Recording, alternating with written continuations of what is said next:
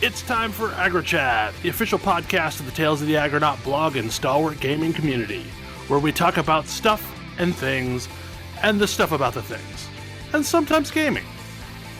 I'm Belghast, and let's start the show. Hey folks, it's that time again. Time for another episode of AggroChat. This is episode 440. Tonight I'm joined by Ammo. Hello. Grace. Hello. Kodra. The weird starts return. Damn. Wait a second. And Thalen. Sure. So, this is probably the closest to breaking news that we will ever have on the podcast, but In that something is physically breaking. yeah, Yes. Twitter is burning right now.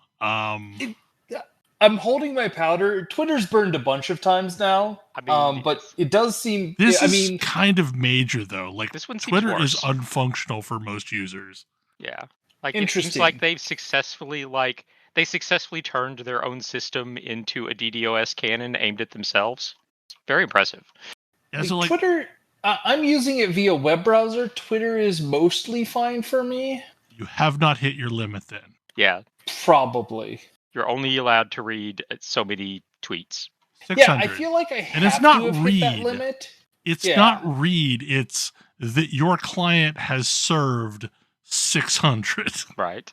And apparently for a while today, TweetDeck was the workaround, but they did something at the 11th hour and made it so that TweetDeck is also being applied by this rule.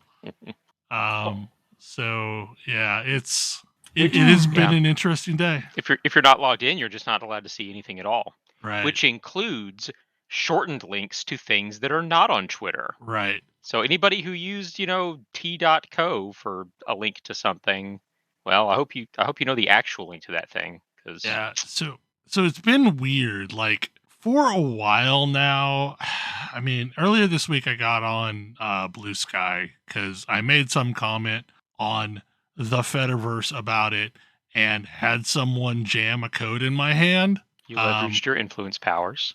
Like I really didn't though. Like I was complaining about like the fact that they're doing the Gmail thing where everybody gets a code and like they're super rationed and you have to know somebody.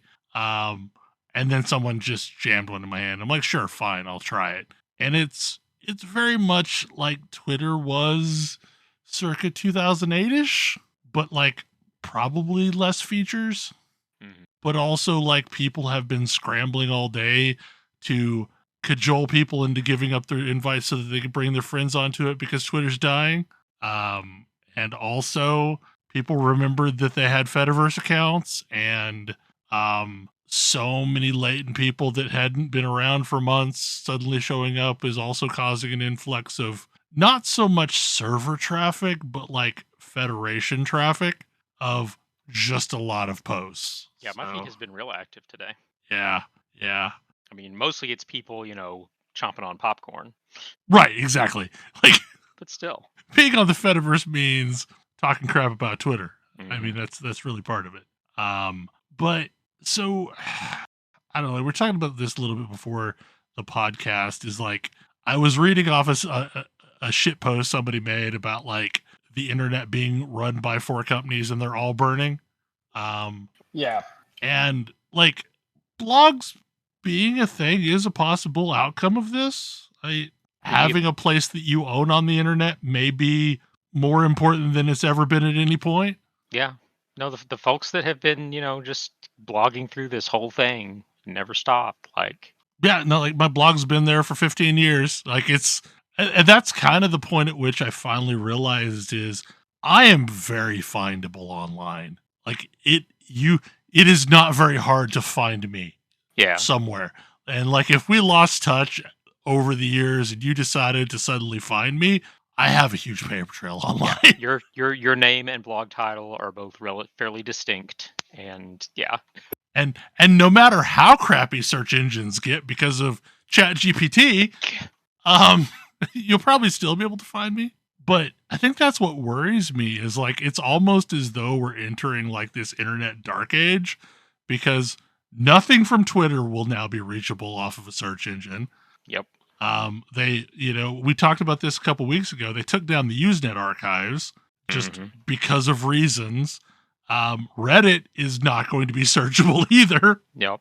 Yeah, I mean, I said this when this first started to burn, like fully accept that there's a lot of toxicity across all of social media and Twitter in particular, but also like there's a lot of value that isn't replicated elsewhere.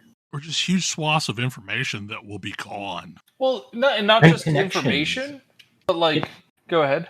It's like, and connections and social groups and the ability to learn things that you didn't know you didn't know. Yeah. It's all spearfishing now. Yeah. Or will be. And like, I don't know, I was commenting on this elsewhere earlier today, but like I legitimately am better about recycling and composting and just general like environmentally thoughtful things because through a series of chains I follow a lot of like climate scientists on Twitter that I just didn't before and have better knowledge than I would have. And like I wouldn't have sought that out because I thought I was doing a good job and it turns out I just was misinformed. Yeah. And like there's 1,000 such things that I don't know where I get that from now. Yeah. There's a whole bunch of like people who banded together to do good that use these platforms to find each other and band together and do the good. Yep. And I'm sure someone out there is saying just use Discord. Discord's not discoverable. Well, and the thing is like it's not like this didn't happen before Twitter. Yeah. It was just the order of magnitude was so much smaller. Like it used to happen on thousands of individual forums that you had to know to go look for. Yeah. And like discovery is just going to be dead. Like discovery kind of works on the Fediverse, but like it's all based on hashtags. So one, you have to know to look for a hashtag, and two, you have to actually be using hashtags, a thing that more or less got weeded out of us. I use hashtags. I hope people discover my Celeste streams. They won't. But like, I will say one of the things that's interesting is I went cold turkey on posting any of my content on Twitter. And Twitter was the major source of me posting things for years. And I exclusively posted on gamepad.club, which is the site that I help admin. And I expected there to be a net loss in total traffic, and that has not been the case. Like, I actually have several magnitudes higher engagement in general from the Fediverse than I ever did from Twitter. Like, unless something dumb happened and some random celebrity talked about a thing I wrote. Yeah. Yeah, because like a couple years ago, Mika Burton talked about my post on the origins of ARPG loot color coding. And that caused a huge spike. But like that's the exception, not the rule. But like just in general, I expected to have lost readership, but it's actually gained quite a bit of readership. So there's a different kind of engagement that happens on that platform versus on Twitter, Instagram, things like that. So I don't know, like it's been interesting. But yeah, I feel like the age of the public internet is basically over. Like the useful public internet, and we're going to go back to hopefully lots of smaller sites that if you can find it. Lots of people redirecting to Discords, I imagine. And the thing that concerns me about Blue Sky is like, okay, so it's another Twitter, but it also has a completely unintelligible funding plan. So I'm not sure that we won't end up in exactly the same place we did with Twitter. Yeah, the free money isn't there anymore. So I don't know that it's gonna go very long without somebody wanting it to actually make a profit. I mean, like the public internet as we know it has existed because people were willing to just keep feeding money in this thing, thinking it was eventually going to pay off, and it hasn't. So the bill is due now, and we are getting what we're getting. What is P speed? What is P-Speed? Oh my goodness. So there's a new Mario game coming out, and you're going to be able to get P-Speed again in it, which we haven't been able to get. I know you talked about it last week, but like this was the thing that was exciting for me. P-Speed is, there's a P meter in Mario 3, but almost all of the games secretly have it behind the scenes. You just don't notice it because it's not a meter except in Mario 3. Mario World shows you right there on your arms. All of the games show you on your arms, but Yes. only 3 had the meter. Yeah. Okay, so you're talking like the P-Wing meter thing. Yeah, yes. How fast you got to be running to fly. Yeah. But notably, once you get up to P-Speed, like you accelerate to this and then you get a massive boost of speed. If you're going at P-Speed, you are much faster than like any moment up until you hit that speed threshold. And it's why speedrunners love Mario 3 and love Super Mario World, and are kind of mixed on like some of the other games that have interesting movement, but like lately they've been less of a speed game. But Super Mario Brothers Wonder looks fast. I'm very excited for it. It looks like it's going to be I just wanted to talk about that game because like that game is very, very exciting for me, from like a Mario game that looks like it's going to be really fun to control. It looks very, very interesting how Mario controls with like really fast drops and whatnot. The Mario's like probably going to be trying to figure out how you can route your way through levels as fast as possible. It looks like they have fast pipes, which is something that were introduced in like Mario Kaizo, but we've never actually, well, we've seen in the form of clear pipes, but we've never seen fast, like green pipes that aren't zone transitions is something we've never seen in a Mario game before. Like if you go into a green pipe, usually it's a zone transition to like a subworld. But I don't know. I just wanted to have a moment to talk about Super Mario Brothers Wonder, because that was definitely, like, I know Super Mario RPG is definitely I can't believe the lawyers managed to do this. Like, yes. What a brilliant legal team that had to get behind that to figure that deal out. But the one I'm most excited about is Super Mario Brothers Wonder, and I wasn't here last week to talk about it. Ah, okay. Now I'm remembering that you weren't here last week. Yeah. I wasn't here last week to talk about it and to say, hey, this game's going to have a mechanic that they haven't had in like they didn't have in Super Mario Odyssey, and they don't like Super Mario. Like one of the critiques of Mario Brothers U is it's not very fast. The new Super Mario is not nearly as fast as some of the old Super Marios, which makes it less of a joy to speedrun. I definitely think the game looks cool. Like I'm really interested to see what it ends up playing like. And maybe you'll become an elephant. Who knows what you'll do with that? Like I said last week, Mastodon is all about Mario elephant form. But it looks like a really interesting game. I'm always excited for more platformers. So another thing happened this week that is kind of exciting. And has been really well received. Trailer dropped for the next Guild Wars 2 expansion. Yes. Secrets of the Obscure. Trailer and a lot of information about what we're getting in it. Secrets of the Obscure. Yes. And probably by the time you listen to this tomorrow, you can't do this, but like right now you can get in and play with some of the weapon changes. And have a beta test, and I did so just to see if my great sword pistol necromancer thing worked, and it does well enough. Yeah, because one of the things we're getting in this, it seems instead of an elite specialization, weapons are being decoupled from elite specializations, so you can just use any weapon that your class has access to, can be used with any set of trait lines. Okay, so I'm gonna ask because some of these make more sense than others, but like my sword abilities depend on my heat thresholds. Mm-hmm. What does that mean if I'm using a sword and I'm not a hollow smith? Do we know? Are they revamping these skills to be less dependent on the elite spec they came with? There might be some in the beta. I know they said that they are doing some work on skills that, like, the main thing I know is that the skills, like, one of the ones that they mentioned was like the Berserker, F2, which looks different depending on what weapon you've got. Like, it's, for the, they're going to add, like, a dagger ability, there, since you could be a dagger Berserker now. I assume that they've thought of this and, we'll do something with it. I don't know.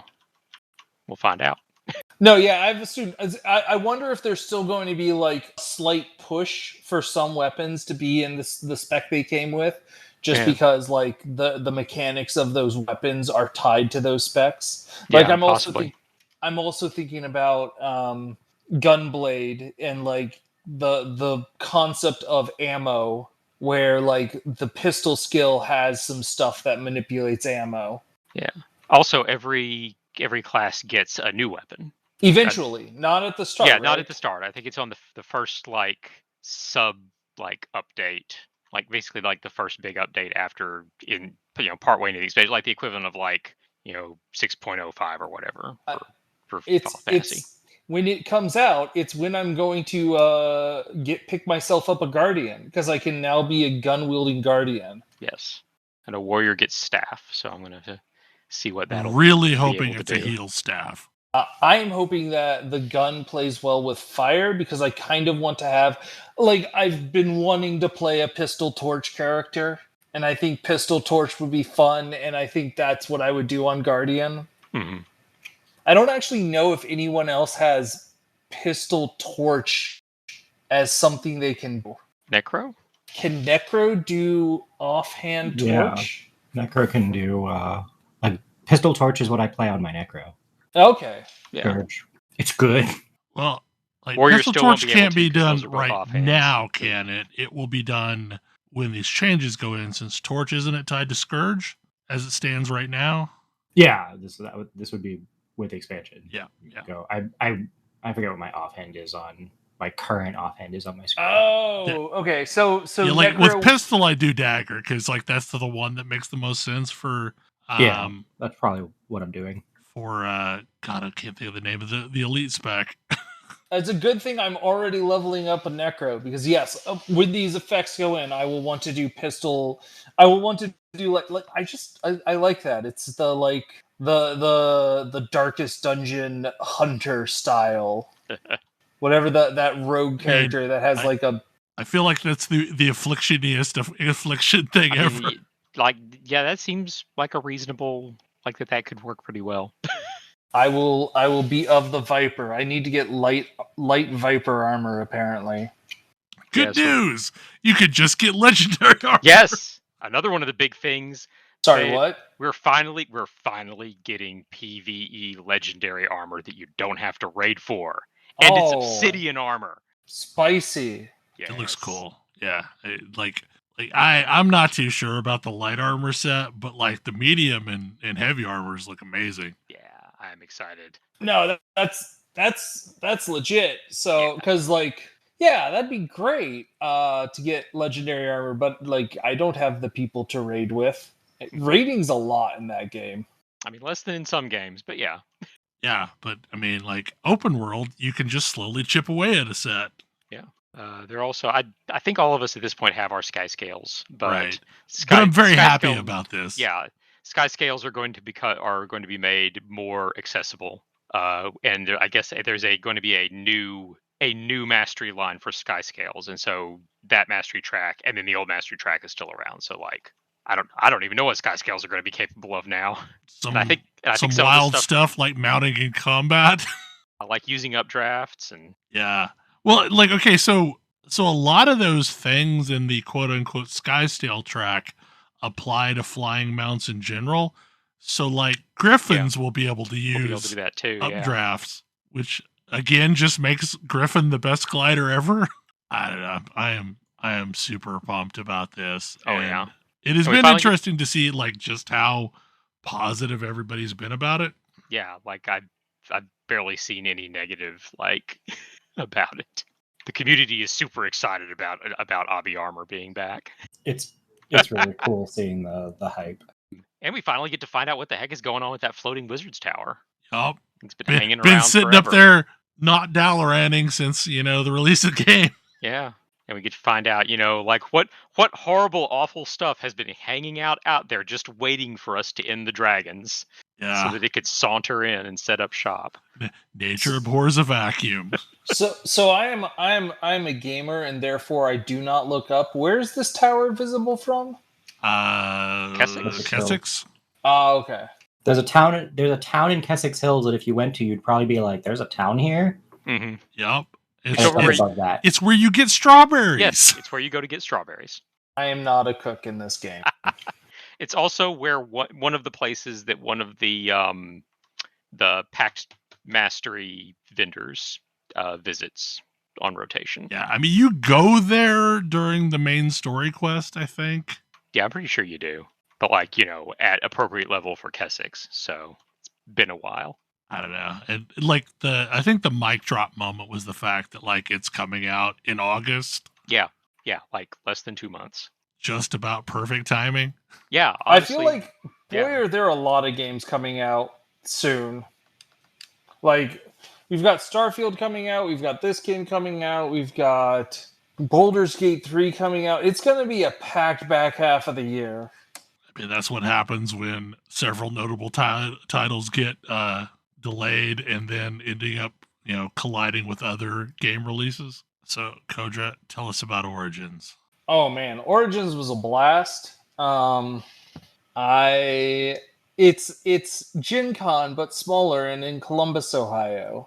But I was kind of just blown away. I spent most of my time in the vendor hall or the expo hall, going around, seeing what games people had on offer, and just sort of constantly being blown away by the creativity just constantly on display. Like there were so many interesting games that I got to see.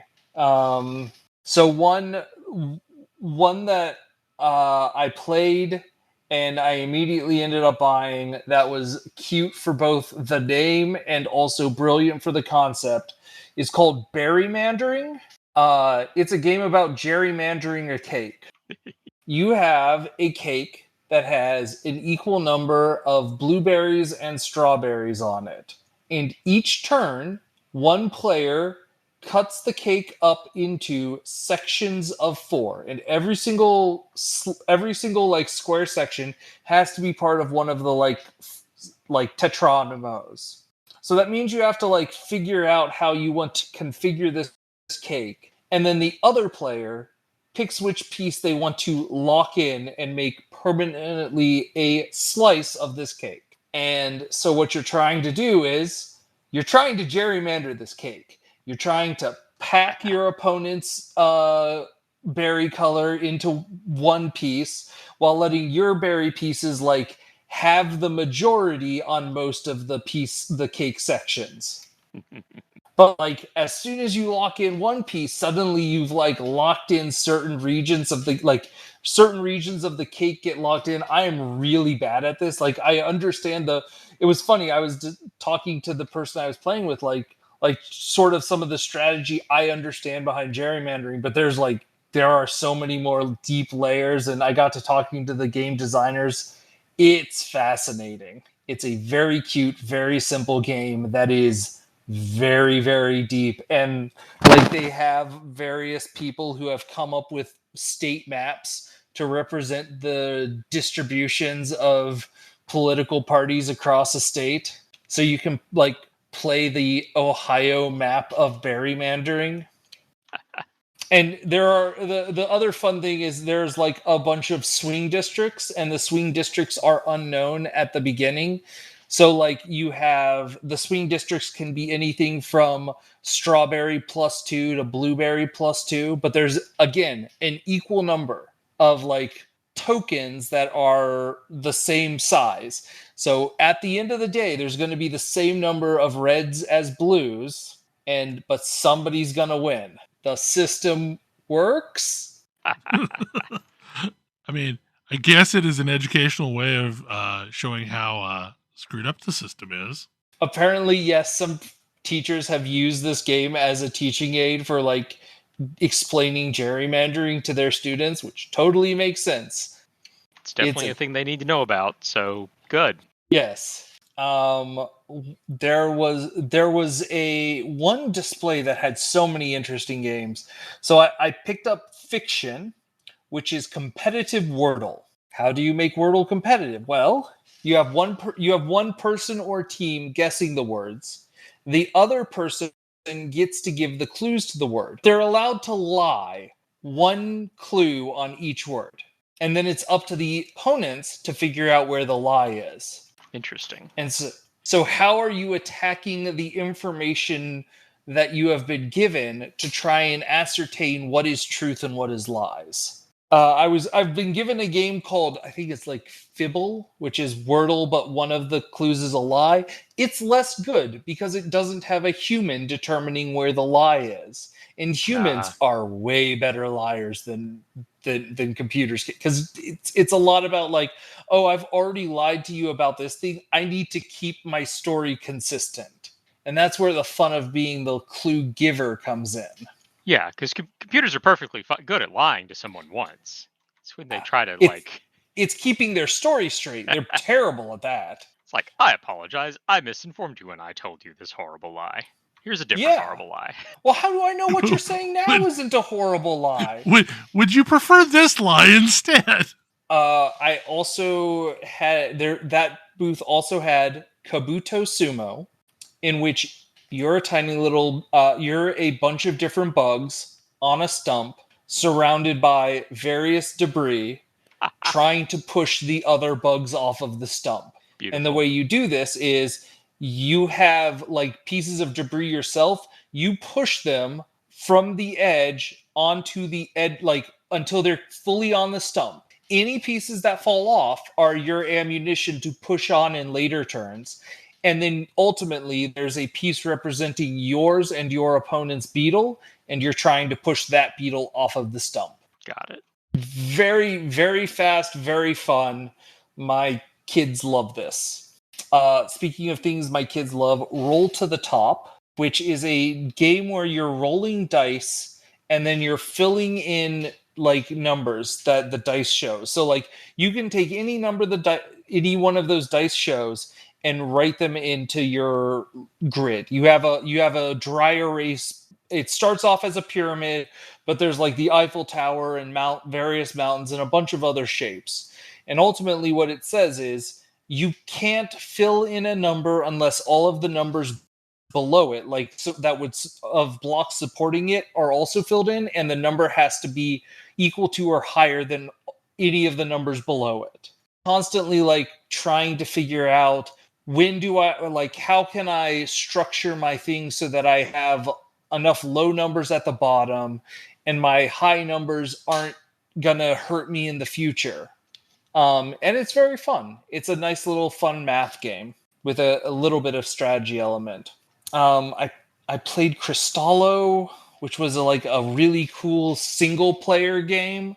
I didn't pick it up because it's single player and I don't know how often I get to play, but like I recommend if you want to have a cool puzzle to try and solve, Cristallo offers a really fun, like repeatable puzzle.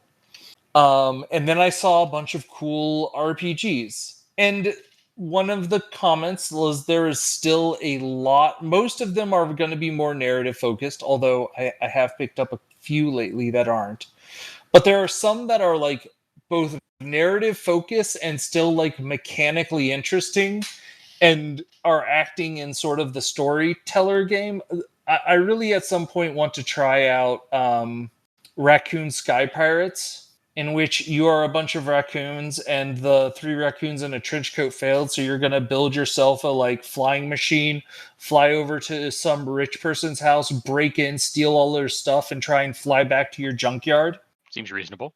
And like, it's a story game a la Fiasco, but there's a little bit more mechanics to it. Like there's a map that you're going to cross. Each of the different homes that you can break into have layouts. that like you're going to be moving your characters around. One of my challenges I had with Fiasco was it felt a little too ephemeral, and this has just a little bit more crunch to aid in the storytelling, I think. On those same lines was let's rob RJ McElhenney and steal her golden quill, which is not a reference to anything currently happening in popular culture. Anyways, the about section is let's rob RJ McElhenney and steal her golden quill is a story game about doing magical crimes as a team in order to punish a wealthy jerk. We do not actually advocate doing cool crimes, even to those who deserve it. But we don't strictly advocate not doing crimes either. You do you. Something be gay, do crimes. So here's the deal. Me and my gang have a grudge against RJ McElhenney, that's right, the author, on account of how her little stories about wizards are purposefully erasing folks like us while spreading a lot of BS about how only folks born the right way can be real wizards. Anyways, yes, there might be some subtle commentary here.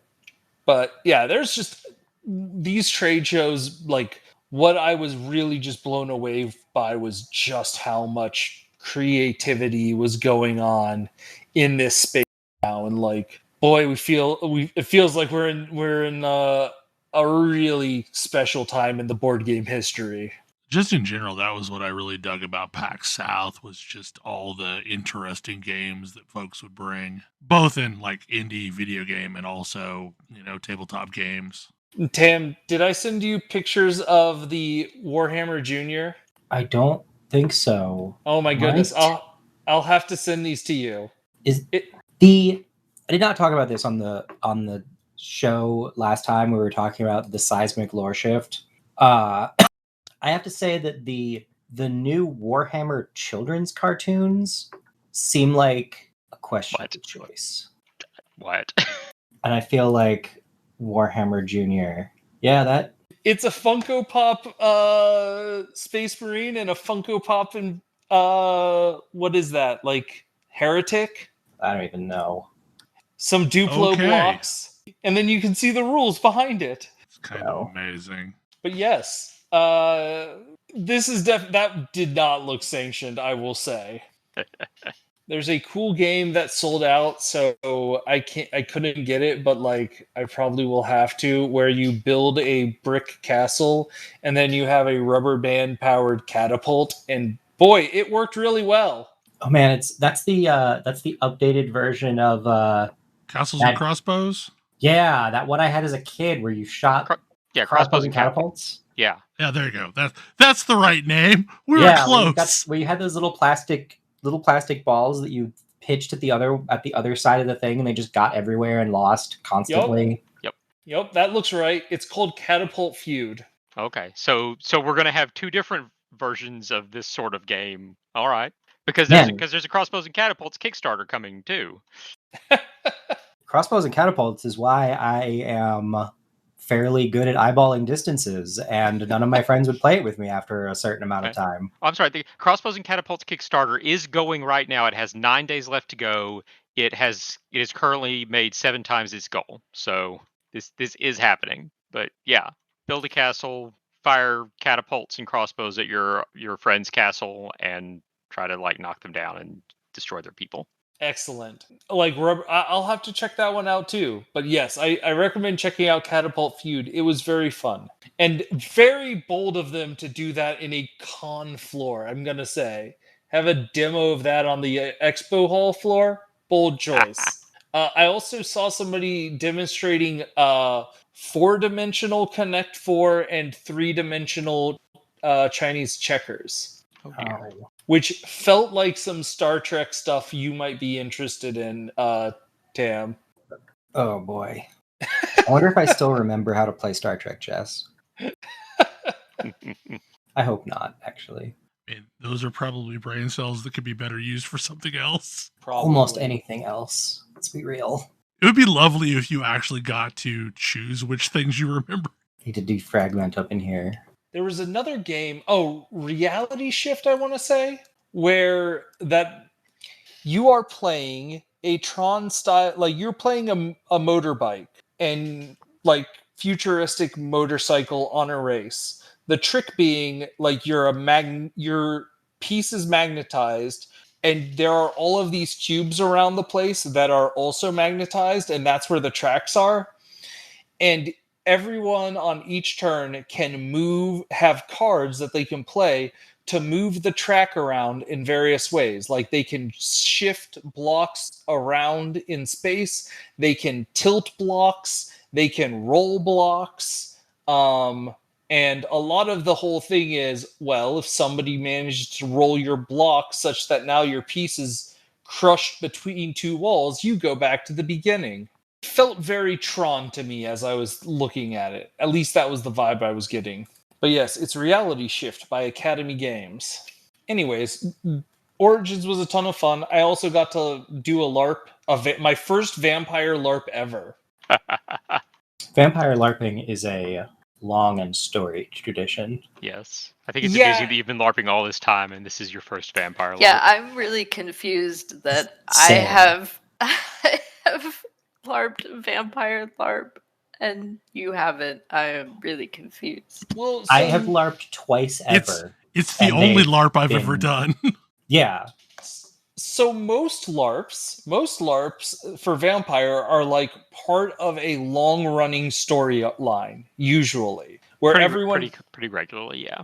Where everyone has these characters that they've like built up, and like for me, that seems so stressful. Like, how do you integrate yourself into an ongoing story? Whereas with con LARPs, I am given a character. That's the character I get to go with. And I get to play them for 3 to 5 hours. And then, like, I had a great time playing that character. I don't have to worry about that character ever again. I can be very free to do a lot more interesting things with those characters, I feel. Like, I'm not worried about, like, oh, is this character I've been, like, attached to for 10 years going to die because I do something silly? I mean, these things happen. And like I had a absolute blast. I was apparently in Vampire, they're going through a thing where a lot of the older, more powerful vampires are just disappearing. Yeah, they're all wandering off to the Indus River Valley for reasons that we don't know. Anyways, the premise of this LARP is, so what happens when all of the people that were maintaining order and society amongst vampires just disappear? I mean, most of those people were assholes, so, I mean, possibly good things? Possibly. Like, my Anarch, who was 9th generation, suddenly found himself the most powerful vampire there. And so I was able to do a lot of good. But also, a lot of people were like, hey, no one's going to yell at me if I diablerize a bunch of people. You look delicious.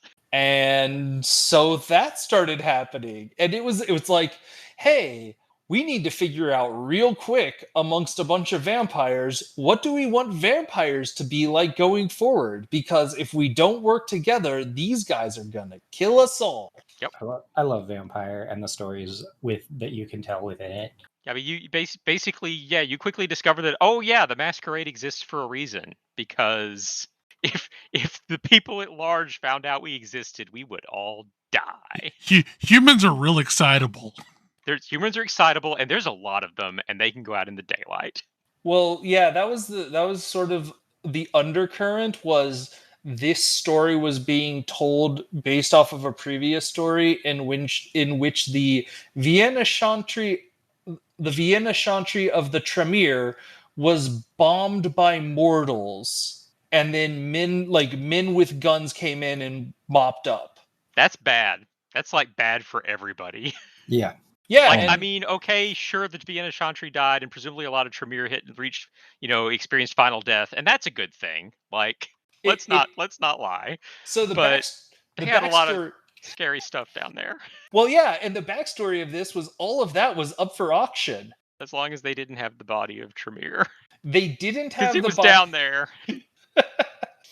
I mean, They he did- doesn't need it anymore. He's like wandering around in his boyfriend's body or whatever, but still. But yes, everyone was there to try and bid on all of these old Tremere artifacts, Yikes. which my character thought was hilarious because I was like an anarchist anti-capitalist, and here's a bunch of like vampires. Like everyone in this auction is a vampire, except for a couple of hunters who are trying to pretend to be vampires. And we're all fighting with each other using mortal dollars. I mean, Vampire Society has been de facto ruled by the Ventru for a long time. That has an effect.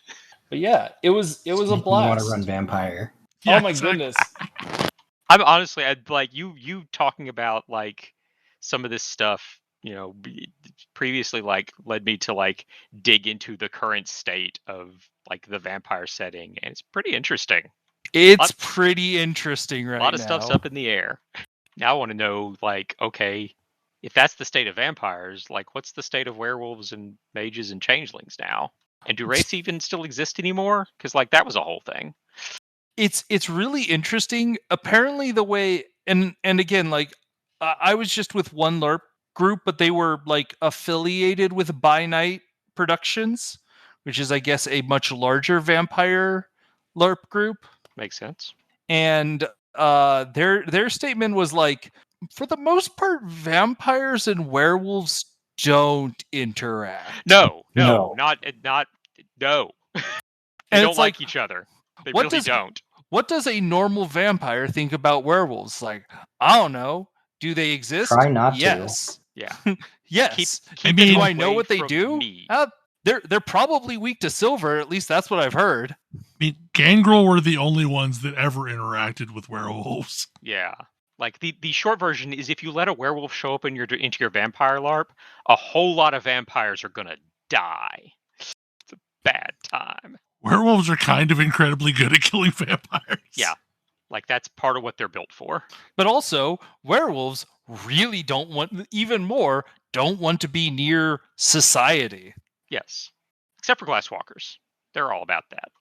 But mostly, yeah, werewolves are like mega environmentalists. And so with the two claws groups and pointy fangs. stay very far from each other. Yeah. But yeah, no, it was an absolute blast. And I got more backstory because apparently my character was like one of the GM's characters that he had been running, and so I got a lot of the backstory filled in after the LARP. It was a lot of fun. His significant other was a changeling. Okay. What kind? I don't know the details. Okay. But I do know that like it was an interesting play on like when they presented as male, they were lovers. When they like took the form of a female, they were like very good friends. And it's like, this is a character who is like very gay, but also like has a like very gender fluid significant other. But yes, my character was the backstory was I was killed at the Communards Wall for being a communist in France. And then afterwards, a vampire like pushed their blood into my veins and I became a vampire, which isn't how it's supposed to work. No. But apparently, like the backstory was my character was a true Bruja, which meant I had time travel powers, ? True Bruja it's a whole thing. They're no longer canon. They are very not. But There's a lot of things that are no longer canon in Vampire, and honestly, for the best, mostly. But yeah, it was fun. That vampire event was very fun. Vampire is so cool when you have like as both a LARP and as a tabletop RPG, it is the kind of thing that you really need everyone involved to be like into it, or at least a good majority of the people to be into it and to know how to do it right. But if you do, it's so awesome. It really is. And it's such a different kind of experience than you get in a lot of other places.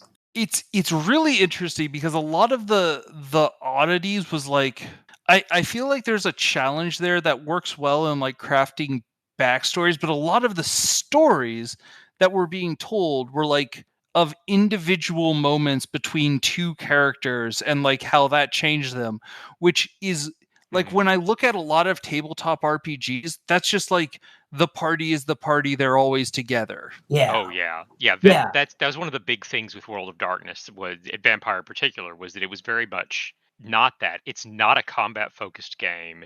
It's very much about interactions between individuals. Yeah, it's a tremendously social game, and it cares a lot about your relationships more than like. There's a lot of modern more modern, like is in the last few years RPGs that are like, we're gonna make relationships a part of the game in a very explicit way, and it's like, yeah, Vampire did that. Yeah, that's what it was about. I think the only other place that I've seen the same kind of vibe is Empire era Star Wars Jedi, where the whole thing is you individually are stupidly more powerful than everyone around you, except if you pull that trigger, it's bad. You need to make sure that nobody realizes this is the case.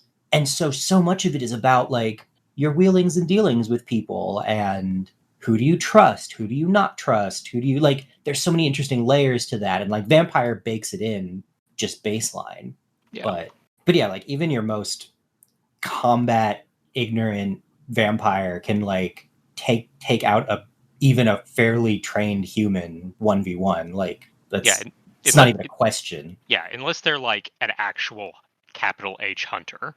Yeah. And even then, right, exactly. the vampire knows like that, isn't caught by surprise. Yeah. We did have a capital H hunter, several of them actually, and they ended up helping us because none of us were Sabbat, and there were definitely some vampires that were, and they knew the difference. Oh, yeah. Yep, that sounds about right.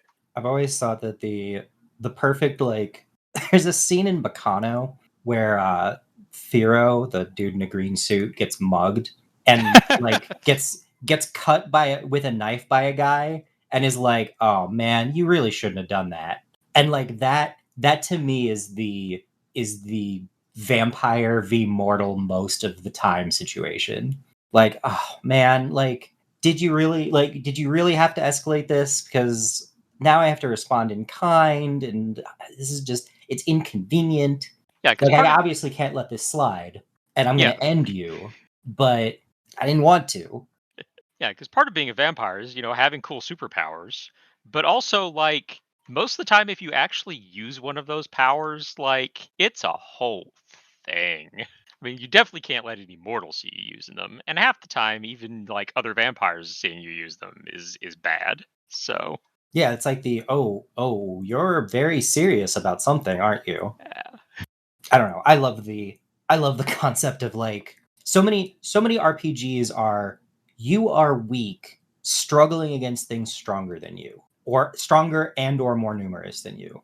And it's so interesting to be like, no, you're very powerful. The trick is knowing what to do with that power responsibly. Yeah, like the things you end up struggling with mostly end up being like society and organizations. Yeah. Which is probably why the current one is starting to talk about, hey, what happens if society starts collapsing? Oh yeah. Yeah, no, all of the kindred above, I think it was like 8th generation or older disappearing, like that's serious. Like, well, and now that's most of the established princes just gone. You're also experiencing a squeeze because I think it's 12th generation or 11th generation can't produce new vampires. I think what I was saying, it used to be 13th was the final generation. Okay. The stuff that I was saying, they look like actually that it seems like basically they've decided that over time kindred blood thickens to a degree. So now there are actually instances of 14th and even 15th generation kindred. Ah. Yeah, because it used to be any 13th gen couldn't create true kindred. Like if you were the child of the 13th generation, you were a thin blood, and there's a whole thing. And also, I guess there's something now that like thin bloods have prophetic powers, and that's a whole thing now. So I don't know. But also, thin bloods are very useful because they aren't vampires, but they are vampire. Like they are in on the masquerade, but also can just have a day job. Yeah, they're kind of similar to ghouls. So this week, I think Grace finally got hooked on Genshin or Honkai Star Rail. Yeah. Yeah, it took a little while, some coaxing, but I definitely got hooked. I think I still prefer Genshin just because I like the open world exploration piece of it, but I definitely got sucked into Star Rail also. I think the thing that really got me is the humor. I mean, Genshin has some humor in it too, but it's much more overt and like very. It's very tongue in cheek, and yeah, I don't know. I just appreciated going around the city and reading all of the text that came up every time I inspected a trash can, and everyone was different. Yeah, like it's a very modern story, whereas Genshin feels still very rooted in a fantasy story. Yeah, definitely. I need to give that game more than the half hour I had time for. There's a couldn't log in definite again. hump. Like if you can get over the hump, you'll fall in love with it. Yep. I mean, I hit it, and like it sounds like Grace kind of dealt with that too. Yeah, basically, like you start on a space station, and for me, it was getting off the space station and getting through the first chunk of the first planet to like to the second sort of zone of the first planet, and that's when I started really getting into it. Yeah, it's that second area of the first real planet that's super charming and has lots of really good characters. I love Hook so much. Yeah, I don't know how you can not love Pitch Dark Hook the Great. And like in the museum game, Hook adds no educational value. Hook is a little kid, and she's very charming and adorable, but she adds no educational value to your doors. I also definitely appreciated that Sampo added 0 public appeal. Exactly. Yeah. Just the little stories that they tell with the stats of those characters were really funny. I love when games do that. Like if you could make me laugh with your stats, that's rare. That's so hard to do. Well, the sad thing is, like, I think the museum's just about to go out. Like, I think it will go off as an event, but that museum thing is like one of the most competent sims that I've played within a game as a mini game. Yeah, I started playing that yesterday and just kept playing it until I finished the whole thing in one go. It was really fun. But I do also like in this game that they will keep, I think, a lot of the events around. So, like, there was some boxing mini game that I had missed.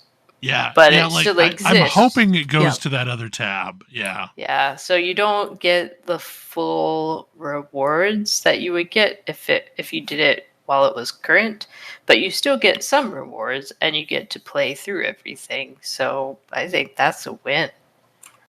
But I'm also still pushing myself a little bit at a time to catch up on the story in Genshin. So at some point I will eventually dig out of the year plus hole of content that I dug myself.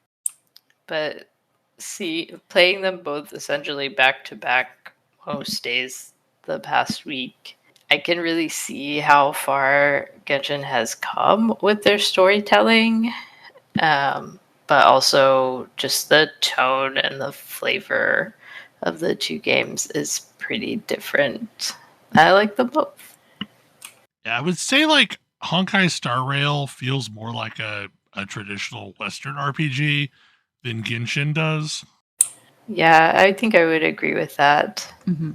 I think the one thing mechanically that I am struggling with, especially because I don't have a huge stable of characters yet, is that Star Rail needs. I think it relies a little bit more heavily in any given fight on having the right element to match whatever you're going up against. Right. Where Genshin, I can put together a pretty reasonable team that, other than some of the major boss battles, I can pretty much roll through anything with. And I don't quite feel like I can do that in Star Rail.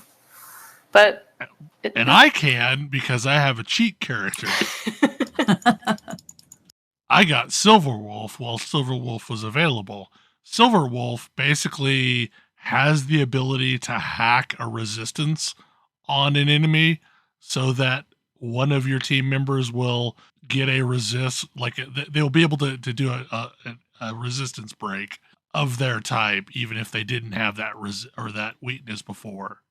And I discovered that if you're friends with someone, you can borrow that character. Yeah, I was just going to say. And there's no limit on how many times you can use that. Yeah, so like I have to leave Silverwolf as my loner character forever. I mean, maybe, or I just have to keep finding strangers who have Silverwolf as their character and being friends with them. It's quite handy. I've definitely been abusing that a little bit. Yeah, I love having Silverwolf in the party just because she allows me to do the thing I like to do in RPGs of just playing with the same group of characters all the time. Yeah, and especially in this style of game where the level up materials are a little bit gated, there's timers on things, you can only get so many level up material chances in a week. It's a lot harder to build a broad roster of characters to handle all of the situations. Yeah, I just pushed everybody or like my main characters to 70, and it has been taking me all of this week to slowly like eke up that first party's all their stuff. And then I guess next week I'll start on my secondary party because like I now have to maintain 2 parties to keep moving the Forgotten Mirror or whatever forward. Yeah, it's a great game. Okay. What is Nimona? Nimona is amazing. It shouldn't exist, but it does, and that's amazing. Yeah. So basically, some years back, a webcomic called Nimona was created by now Indy Stevenson.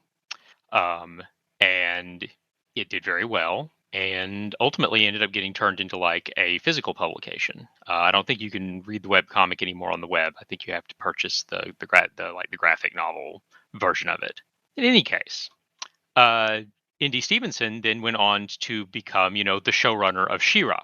So if you watched and enjoyed She-Ra, like that there's a similar vibe in a lot of places. And they also did Lumberjanes, the comic. The Lumberjanes comic, which is also fantastic. And also of importance, Nimona was done before Stevenson realized that they were non-binary and came out as such. But looking back on it, they have said, and it's quite you can see it there, that they were obviously working through some stuff here, and yeah. And so a while back, the Nimona is a Blue Sky started turning Nimona into a movie, and then Fox killed everything, and so it looked like the movie was nearly done, and it looked like it was just never going to see the light of day. and then Netflix came and saved it, and the movie is now on Netflix. It is a story about a knight who is cast as the villain, and his boyfriend, the beautiful hero, and also a trash gremlin named Nimona, who is a shapeshifter and just super wants to be a villain sidekick, and also wreck society because like metal. It's worth noting. I haven't finished watching the whole movie. We've only seen the first bit of it. Somehow, the movie is more gay than the comic was. Yeah, the comic was pretty gay. Like, yeah, but you didn't like learn until fairly late in the comic that Ballister and Golden Loin like even really knew each other. Let alone the fact that they're actually like totally boyfriends. I do need to insert here that to give you an idea of how seriously this takes itself, one of your major characters is named Ambrosius Goldenloin. Yes. As absurd as that is, it works perfectly. He is a glorious golden knight. He's wonderful. It's a delight. I read the comic way back. And it's also worth noting, even if you read the comic, the story has been changed for the movie. Yes. Stevenson was directly involved in this. This isn't a case of somebody bought the thing up and then like wrecked it. No, this is a different medium. This is a different time. Neil Gaiman, Good Omens kind of deal. Yeah, this is that kind of adjusting. It's good. It's fun. It's got a weird setting, and I love the aesthetic. It's sort of like, it's honestly up there with Arcane as far as just like really hitting the notes for character design and setting design, and like that's a really high bar. I did hear somebody comment that basically every animation studio post Into the Spider-Verse has been in a conversation with, oh, we should try stuff because apparently we can and it works. And that one of the reasons we're getting a lot of very interesting animation outside of like the Disney realm is because a lot of people are cribbing what Into the Spider-Verse sort of laid the foundations for. Do you mean not Into the Spider-Verse, but the predecessor whose name I suddenly can't remember? No, Across the Spider-Verse is the most recent one. Yes, and I'm saying the previous one was the Into one the Spider-Verse is the previous one. Okay. Yep, I'm saying the previous one. Yeah. The previous. I mean, it was Into the Spider-Verse is like might be the most influential animation in like 15 years. Yeah. Like, I wouldn't be surprised at all if Into the Spider-Verse being so hugely successful like led to someone at Netflix saying, we need something like this, and somebody else saying, hey, Yeah. Like, this is also where like people have been saying like a lot of stuff from the new Puss in Boots movie is coming from that. Mhm. Like, if you look at the new trailer for the Teenage Mutant Ninja Turtles, it's very similar, that's very similar to Arcane. Like, yes, there's a lot of cross-pollination in the animated space going on right now, and I'm here for all of it. Yeah, Toy Story was probably the previous most influential piece of animation. Yes. And I think this is like the next thing, because it's just cracked open, experimental, often really weird, but like compelling and exciting stuff. Hey, this is your weekly announcement that everyone who can should see Across the Spider-Verse, because boy, does that movie really want to swing for the fences from an animation perspective. Also, real quick correction. I blamed Fox for canceling Nimona. By the time Nimona was canceled, Disney had purchased Fox, so it's really ultimately the mouse's fault. Just want to make sure the blame is, placed appropriately. I mean, I feel like it's fine just to still blame Fox for anything. No, I don't know. If you're going to talk about a company canceling queer properties, Disney's probably the right one. Yeah. This was very much in the Disney canceling queer stuff. Yeah. Just as icing on the cake on Nimona, it's a Maryland production originally. Just for those who find that little additional thing particularly excellent, as I do. Well, I didn't know that this thing existed, but I may end up watching it tonight. You should. You really should. Like the ending of the graphic novel when like the webcomic was running, like there were definitely some like, oh, I'm gonna reload this browser. I'm like, and I'm gonna close this browser and go and sit in a corner and think for a bit. Like it really dove deep into like a lot of stuff around like identity and what society wants you to be versus what you really are, and yeah, This good person who has adopted the label of villain because that's what society wants of them. mm-hmm. And who now has like suddenly this strange shapeshifter sidekick who's shown up, who's like more evil than him, but also like wants him to be their boss. So like, because Nimona actively wants to do crimes. Like Nimona is real into doing crimes. Ballister's more like, well, I guess this is what I got to do to like get some shit done.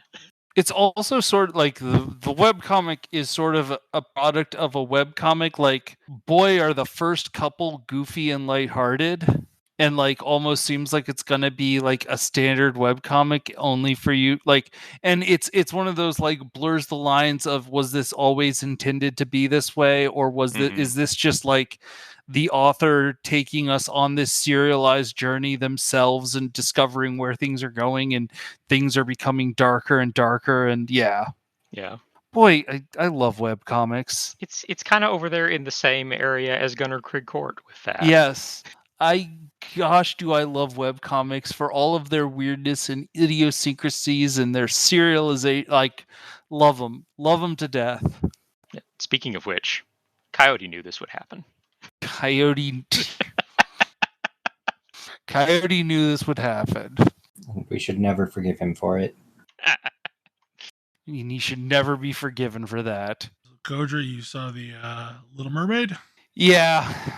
Man, talk about going from just this beautiful, like, lovely piece of art that people clearly cared so much about, and then to The Little Mermaid, which I think my thought while I was watching it is this is I think what close to what you would get if you asked Midjourney to produce Little Mermaid but live action. Yeah. That's a real pity. That's disappointing. Yeah. Like it's a real pity because of all of the toxicity that's going to enable. It is, but like, and this is the thing that I like. People are going to lay the blame on the wrong factors for this. The reason why this was terrible is I don't think any of the artists were really that like. I don't know who wanted this other than somebody at Disney who was like, I bet we could make a bunch of money if we made a real live action Disney Little Mermaid.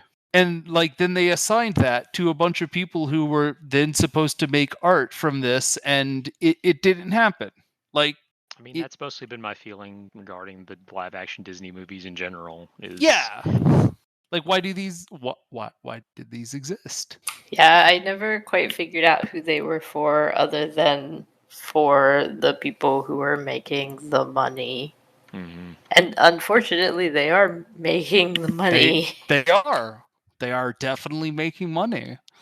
I thought it wasn't. I mean, again, this is where despite being a media person and a business person, this is a blind spot. I thought that the whole thing was like IP law related, where they have to keep it up in order to keep all of their rights to whatever. Or was that just it's entirely possible. I think I remember reading something along those lines. I mean, that might be part of it, but it also might be like something that someone just decided, like, obviously this is what it is, and they said that on the internet, and it, well, okay, became like the truth. I don't know. In all seriousness, though, I do think it's IP related, because we've seen this great blossoming of weird shit now that Winnie the Pooh is in public domain. but Sure Winnie the have. Pooh is way older. Like that's the thing is, wait, pause. What is The Little Mermaid, if not definitely in the public domain? Yeah, I mean, Yeah. it's Hans Christian Andersen. It's Hans Christian Andersen. It's definitely public domain. It's like, but that said, there's the whole thing of like Disney's particular version of The Little Mermaid. They have like stuff like just like how you still can't put Winnie the Pooh in a red shirt and like be okay. Like, I don't know. Yeah, I don't know. IP and trademark and all of that is like just it's a hot mess. Like so much of it was just like beat for beat recreations of the original story, only with like live action. And I'm like, I will say, like, I kind of perked up around halfway through because the parts of Little Mermaid you remember, those are the parts that they definitely make sure that they get beat for beat right. Sure. And then after she gets out of the water, those are the pieces where they start to play with things a little more, because frankly I don't remember them. Most people don't. People don't. Like, people remember Under the Sea and A Whole New World, and all those songs are definitely in there. Yeah, and poor unfortunate souls. And poor unfortunate souls. I mean, I will admit that I could probably still recite the original movie word for word, given the number of times I have watched it. I mean, I thought. But I just don't have a lot of interest in the live action thing. Yeah. Prince Eric seems less worthless than he did in the first movie. That's a low bar. Yeah, it's not the same. Yeah. I was like, oh man, this character's actually like got charisma and likability. I remember watching The Little Mermaid and not understanding why she was at all interested in this guy. That dude could be a cardboard cutout in the original movie, and literally nothing would change. The dog and the like butler dude are both more interesting. And the chef. The chef was not in the movie. What? That's a whole. It's a whole song. Yeah, I know that song got cut because no one remembers it. I remember it. I remember that it. That song is great. That's one of the best songs. Yeah, in that movie. That's like legitimately one of the best songs in the movie. I'm doing a live action version of the chef murdering all of the sea creatures. Yeah, I mean, much. It's fair. I understand why you would cut it under the circumstances, but I will say it was also very much obvious what like songs that they added. They added a song for Eric to sing, which I don't even remember, and I only saw this movie like 3 hours ago. What was it about? Something. And they added a song for Scuttle to sing called Scuttlebutt, and it was like a rap duet between her and Sebastian. No, the crab. Sebastian, yeah. Sebastian. Okay. Flounder's the fish, right. Yes. I mean, it makes sense. You put Awkwafina in your movie, you give her something to do. I will say it definitely stuck out as a sore thumb, though. Like, this was not part of the original movie, because the original movie had a consistent tone, and this is not part of that tone. Well, also, the original movie, Scuttle was played by Buddy Hackett. Oh, fair. Very different character. Yeah. Now I want a rap battle between Buddy Hackett. I do too. That'd be amazing. Yes. But yeah, like, this was definitely like AI can help us with this. No, stop. Oh my goodness. You are triggering me, Belle. Like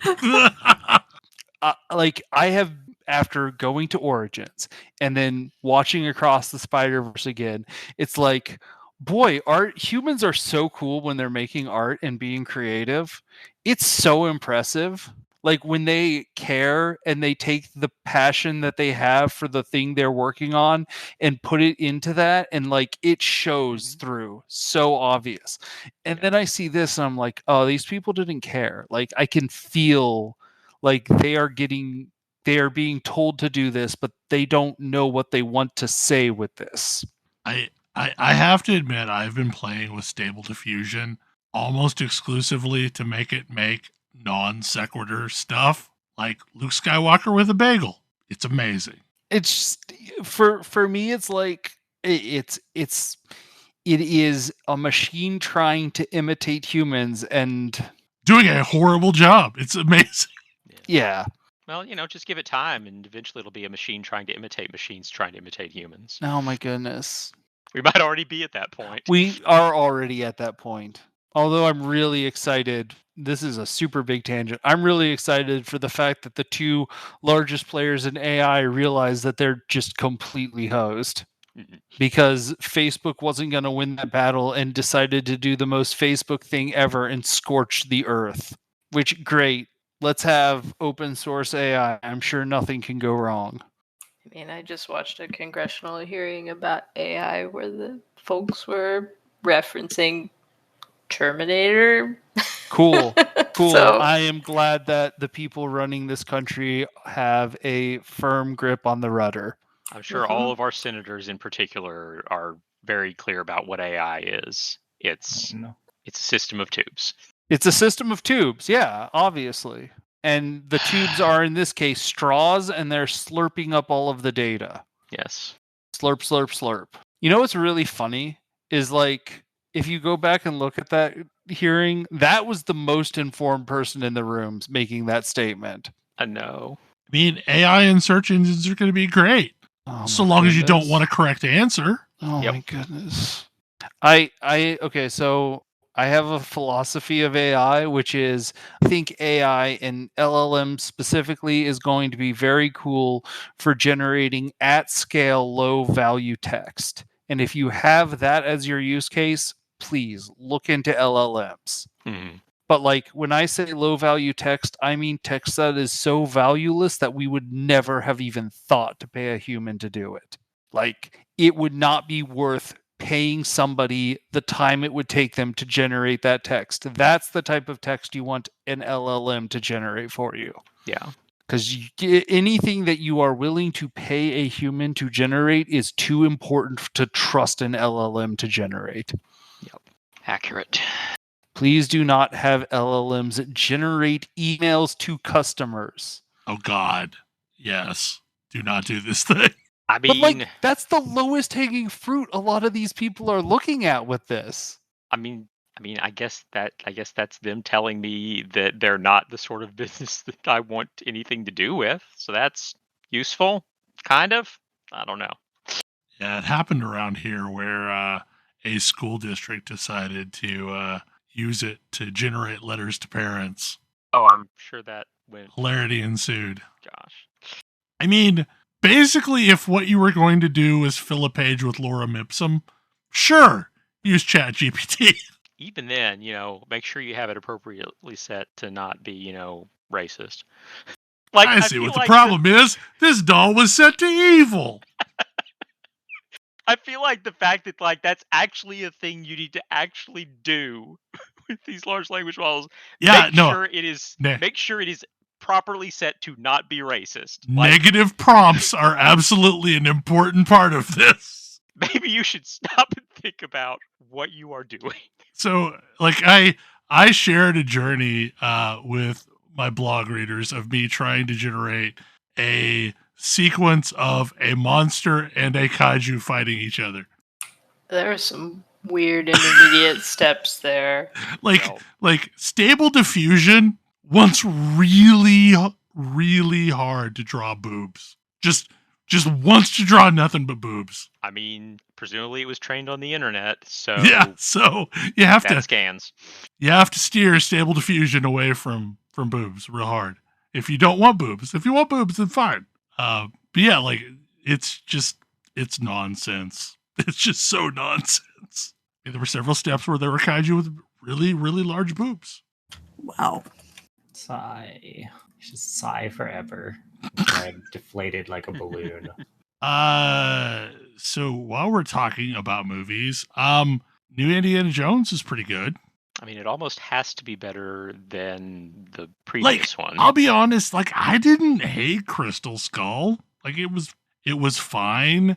It just lacked a lot of the trappings and texture that Indiana Jones film should have had. Yeah, it mostly just felt off. I'm Like- pretty sure I blocked most of it out of my mind other than the iconic nuke the fridge. Yeah. That and the anthill and and brachiation. Like that's what I remember about that movie. This one is much more to form with classic Indiana Jones. That's good to hear. And I feel like it takes the franchise to a point where we're fine if we don't ever have any more Indiana Jones films. Like, this was a good bookend to the series. Microprose got Falcon back?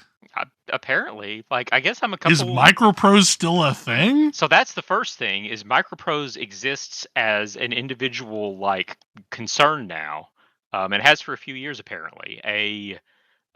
Basically a guy who was a big fan of Microprose back in the day, like got a hold of the name and the logo and has been basically seeking and buying up old Microprose IP whenever possible to like put it back together. And I wonder if this person is responsible for the Master of Magic release some years ago.